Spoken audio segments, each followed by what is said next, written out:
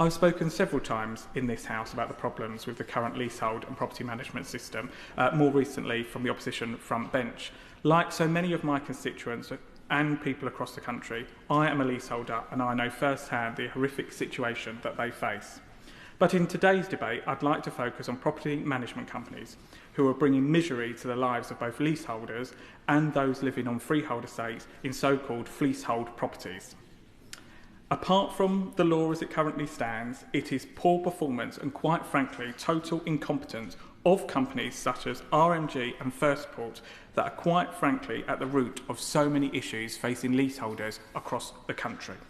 Since my election, I have not come across one property management company that residents are happy with, whether it's Highley in Hoddesdon, Academia, Robinia Road or Watery Lane in Turnford, Aldermere Avenue or Mongolia Way in Flamstead End, or Eleanor House in Waltham Cross.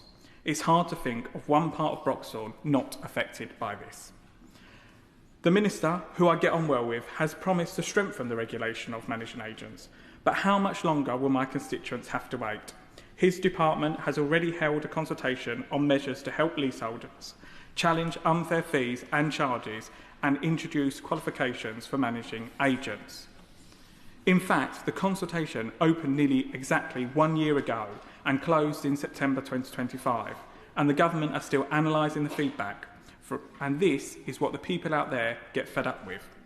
The Leasehold and Freehold Act 2024 is on the statute book. The present government clearly wants stronger regulation on managing agents, as that is what they've told this House, so why the delay? We need to get this sorted. So I welcome the fact that the government have brought forward a common hold and leasehold bill, and the fact they allowed the committee that I am on to scrutinise it in its draft form. That is a positive sign that the government wants to get the right legislation in place for our constituents. But I feel the government should commit to giving more powers to the department so that ministers can hold managing agents to account with specifically enforcement powers. Managing agents that break the rules should be fined and ultimately stripped of their licence to operate. This would mean that management companies actually have to start to care about the interests of the residents they're supposed to look out for. In my constituency of Broxbourne, we have had to put up with poor service charges and increasing bills for years. Residents have nowhere to turn when something goes wrong. They feel like that managing agents have all of the power.